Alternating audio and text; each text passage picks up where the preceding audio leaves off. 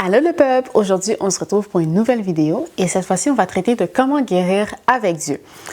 Pendant la première saison, je vous ai partagé quelques points, quelques enseignements de ce que vous pouvez appliquer, mais cette fois-ci, ça va vraiment être quelques conseils pratiques que vous pouvez mettre dans votre vie et qui vont transformer votre processus de guérison et, je l'espère, pouvoir accélérer le processus. Donc, le point numéro 1, c'est d'être à l'écoute de la voix de Dieu. Donc, pour cet élément, j'ai une petite histoire à vous partager. Donc, j'ai un ami proche qui m'avait écrit pendant mon stage 4, puis il m'avait dit « Nidia, il faut vraiment que tu sois à l'écoute de la voix du Seigneur. Je ressens dans mon esprit que tu parles beaucoup, mais que tu ne donnes pas le temps, tu ne prends pas assez de moments de silence. » Donc, moi, j'ai pris son conseil et je l'ai appliqué la journée même, parce que je voulais voir, est-ce que c'est juste une théorie comme ça? Et je ne vous niaise même pas. J'ai appliqué son conseil et cette journée-là, c'est le moment où j'ai commencé à recevoir des lettres d'amour de la part de Dieu. Et c'est pas, oh, j'ai reçu des messages bizarres. Non, non, non, non. Vraiment des lettres d'amour de comment Dieu me voit, à quel point il m'aime, à quel point il croit en moi et juste son regard aussi par rapport à l'avenir. Donc, c'est vraiment ces cœur à cœur dans le lieu secret qui m'ont permis d'avancer puis de guérir un peu plus souvent. Puis ce qui est beau aussi quand Dieu te parle, c'est que c'est toujours entrelacé avec sa parole.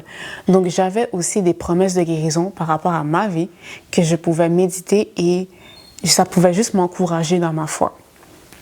Donc pour le numéro 2, ça serait prendre le temps d'analyser ton dialogue intérieur.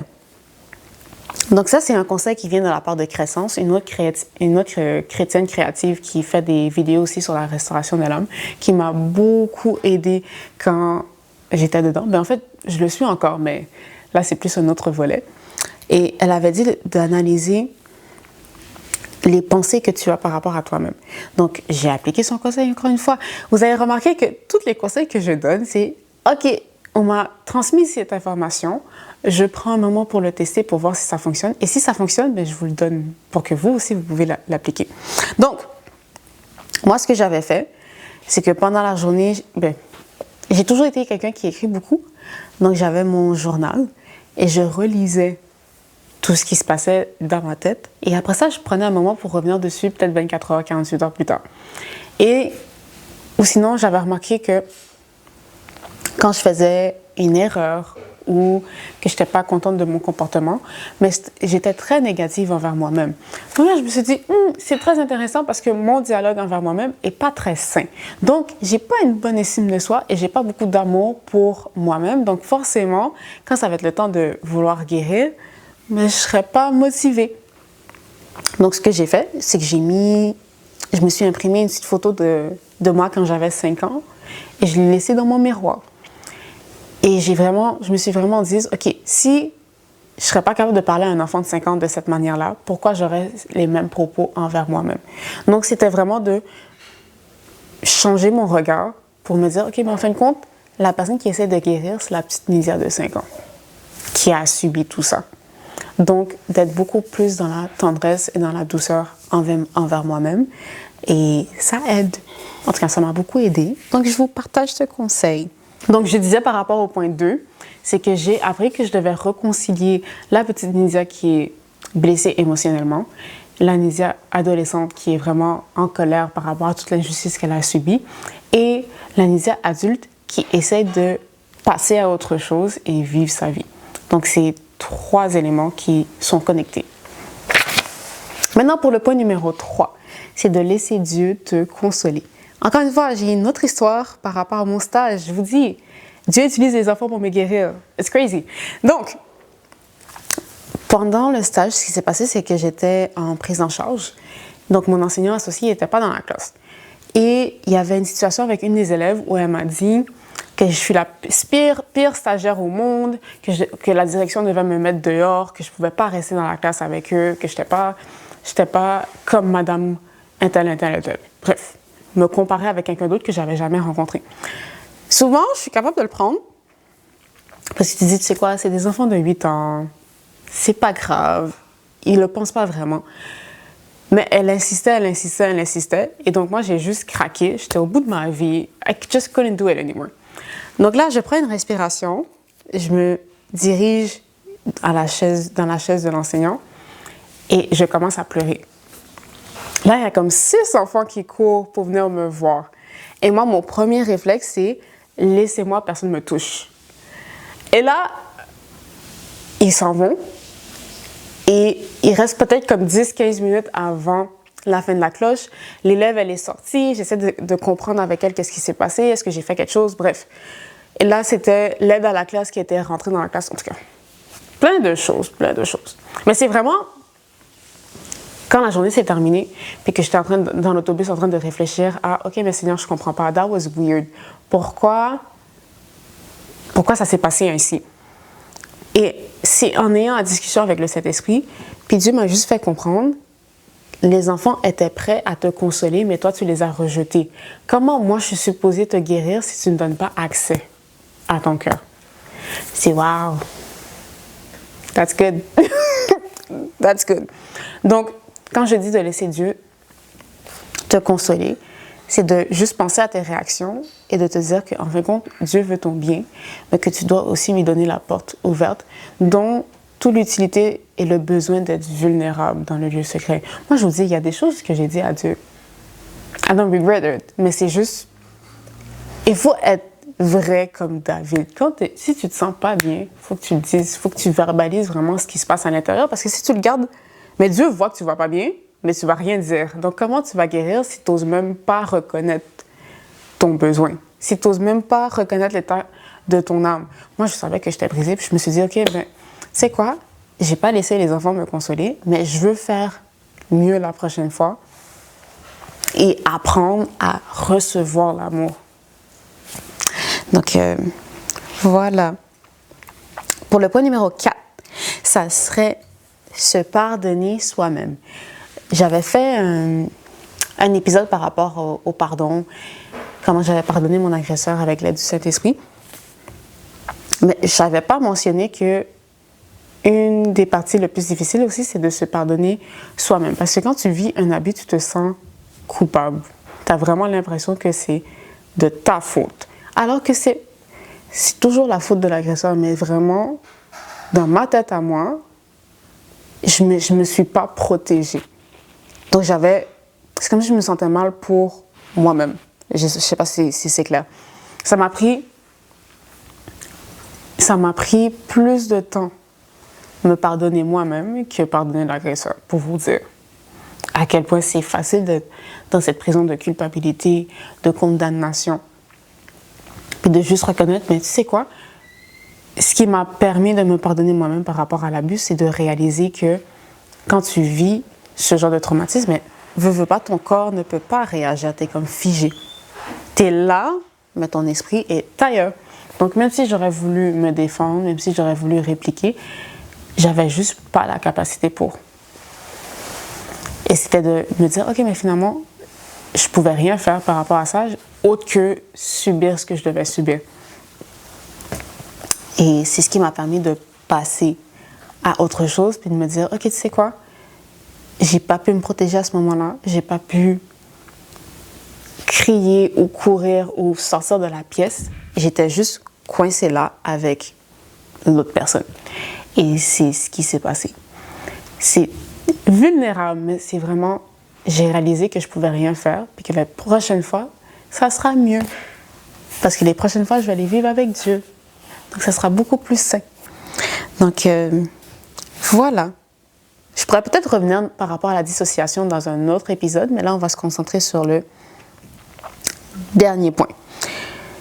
Numéro 5, la parole et l'obéissance. Donc, par rapport à tout ce que j'ai mentionné depuis le début, ce qui fonctionne, c'est de mettre en pratique la parole que Dieu te donne. Le Saint-Esprit va te donner des instructions. Prends le temps de les mettre en pratique. Ça ne sert à rien que tu reçois plein de nouvelles informations, puis que finalement, ça rentre par une oreille et ça sort de l'autre. Tu perds ton temps. C'est la même façon que Jésus nous parle par rapport à la parabole des semences qui tombent et après ça, qui sont foulées aux pieds des hommes parce qu'elles n'ont pas eu le bon environnement pour croître. Donc moi, vraiment, l'obéissance, c'est ce qui débloque ta guérison. Tu as besoin de mettre en pratique tout ce que le Seigneur va te dire. Puis c'est pas d'argumenter. Non, non, non, non. Il y a des clés par rapport à la guérison, comme le pardon, comme l'importance de laisser accès à Dieu, de mettre en pratique la parole, la méditation, le renouvellement de l'intelligence. Bref, il y a plein de choses. Mais le Saint-Esprit va te donner des petites étapes. Puis quand tu appliques ces petites étapes, ben, veux pas, le processus, ça va beaucoup plus vite. Mais si tu veux rester borné, coincé et limité par rapport à ce que tu... Si tu veux rester coincé dans ton propre raisonnement, donc tu ne vas pas guérir. Peut-être pas à la vitesse que tu voudrais. Donc voilà. Parce qu'il faut changer les mensonges que tu portes par la vérité. Donc on finit sur ce point qu'il faut que tu laisses Dieu accès aux forteresses de ton cœur et que tu lui laisses vraiment la porte ouverte pour qu'il puisse avancer et faire le travail qu'il veut dans ta vie. Et maintenant, on va prendre un moment pour prier ensemble. Et je vais faire 2 prières, comme d'habitude. Donc, la première, c'est pour les personnes qui n'ont jamais accepté Jésus comme Jésus. Recommence. Donc, on va faire une prière pour les personnes qui n'ont jamais accepté Jésus comme Seigneur et Sauveur. Et tout au long de l'épisode, j'ai partagé comment Dieu m'a guéri à travers sa parole, à travers des consignes, à travers des instructions. Mais si toi aussi tu veux accéder à cette guérison de l'âme, ben, ça passe forcément par Jésus. Donc on va juste faire une courte prière. Tu peux fermer tes yeux et répéter après moi.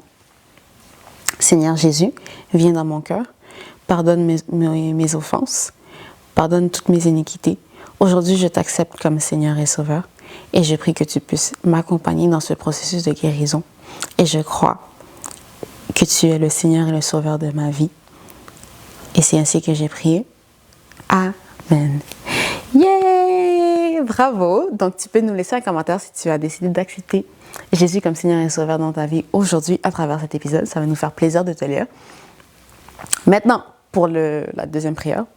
Donc, pour ceux qui ont déjà accepté Jésus comme Seigneur et Sauveur. Bon. Donc là, on va faire une autre prière encore une fois pour que le Seigneur puisse t'accompagner dans ce processus, mais aussi que ton cœur soit ouvert à recevoir les instructions et que tu aies le courage de guérir, parce que ça demande de la foi. Et je l'avais dit dans la dernière saison, guérir, c'est vraiment miraculeux, c'est divin. Tu ne peux pas le faire toute seule. Donc, je vais te faire une courte prière pour que tu puisses vraiment prendre ces conseils-là et les appliquer dans ta vie personnelle. Donc, merci Seigneur pour la personne qui regarde cette vidéo. Merci parce que tu l'as conduit à cet enseignement. Je prie Seigneur que tu puisses l'accompagner dans son processus de guérison. Je prie également Seigneur qu'elle puisse lâcher prise et qu'elle puisse mettre en pratique tout ce que tu vas lui donner comme instruction. Je prie également Seigneur que son cœur soit ouvert et qu'elle puisse t'accueillir, qu'elle ait vraiment des discussions de cœur à cœur. Je prie qu'elle puisse apprendre à avoir des moments de silence pour écouter ce que tu as à lui dire. Je prie que dans la prière, que ce ne soit pas seulement un monologue, mais que ce soit vraiment un dialogue entre 2 personnes et qu'elle puisse découvrir ton amour dans une autre profondeur, dans une autre dimension et que c'est vraiment ton amour qui guérit et qui restaure les âmes brisées.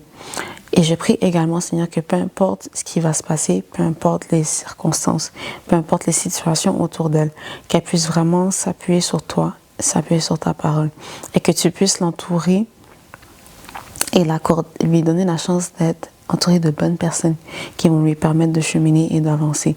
Seigneur, je prie également qu'il y ait un changement au niveau de ses pensées, un changement au niveau, Seigneur, de son dialogue intérieur, qu'elle puisse arrêter de se voir avec tant de haine, mais qu'elle puisse vraiment se voir à travers tes yeux, se voir à travers tes lunettes, et qu'elle puisse vraiment avoir ton regard sur sa vie, sur son âme, et sur son futur, et qu'elle puisse avoir confiance en elle, et qu'elle puisse continuer à avancer et cheminer, qu'elle ne fuit plus le processus de guérison, parce que souvent on va vouloir fuir parce que c'est trop difficile, parce que c'est inconfortable, mais je prie vraiment qu'elle puisse vraiment avancer, continuer sans jamais abandonner, parce que l'ennemi sait ce qui est rattaché à nos vies. Il a une idée de l'ampleur du fruit que nous devons porter. Donc, il va tenter de nous décourager pour qu'on ne puisse pas rentrer dans les projets et dans les plans que toi, tu avais pour nous. Et donc, je prie, Seigneur, qu'à ce moment même, elle puisse juste avancer et se dire, « Ok, Seigneur, je te fais confiance et je décide de vraiment tout abandonner. » En sachant que tu es celui qui règne aujourd'hui et éternellement. C'est ainsi que nous avons prié, dans le nom de Jésus. Amen. Donc voilà, on a fini. C'était un plaisir de te partager ces clés et de prier avec toi. Donc je prie vraiment que ces vidéos vont pouvoir t'aider et que tu vas pouvoir les appliquer. Laisse-nous un commentaire si ça t'a aidé et je te dis à la prochaine. Bye!